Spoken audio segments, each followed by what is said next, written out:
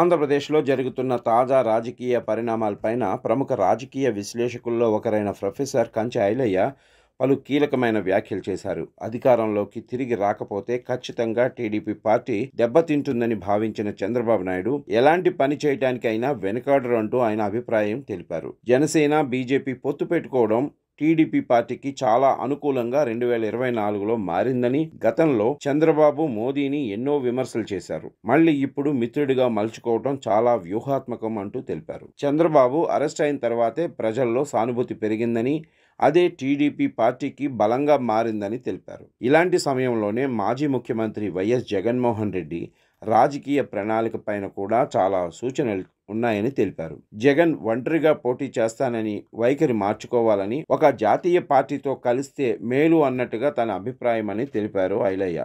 దేశవ్యాప్తంగా కూడా అన్ని పార్టీలు కూటమిగా కలుస్తున్నాయని, వైసీపీ మాత్రం ఒంటరిగా ఉండటం వల్ల జాతీయ స్థాయిలో పాత్ర పెరగాలి అంటే రాజకీయంగా కలయికలు అవసరమని తెలిపారు. ఇక పవన్ కళ్యాణ్ రాజకీయ భవిష్యత్తు పైన మాట్లాడుతూ, పవన్ కళ్యాణ్ను బీజేపీ భవిష్యత్తులో తమ పార్టీలోకి విలీనం చేసుకునే అవకాశాలు ఎక్కువగా ఉన్నాయని తెలిపారు.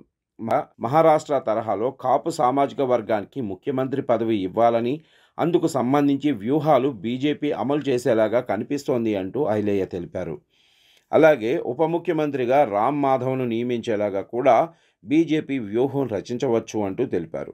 ప్రాంతీయ పార్టీల హవా తగ్గించాలని బీజేపీ వ్యూహంగా అడుగులు వేస్తోందంటూ తెలిపారు ఐలయ్య. ఈ 10 ఏళ్లలో రాజకీయ మార్పులలో కేంద్రం చాలా భిన్నంగా మారిపోయిందని తెలిపారు.